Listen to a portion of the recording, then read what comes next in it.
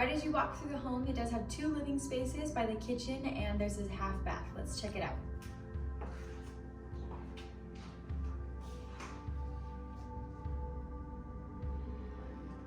In this newer townhome, it does have granite countertops, as you can see, lots of cabinet space.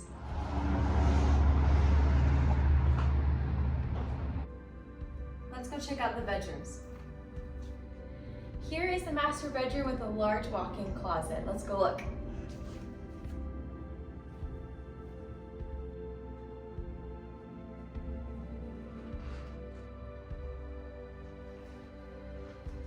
And here are the 2 other spare bedrooms and the laundry room.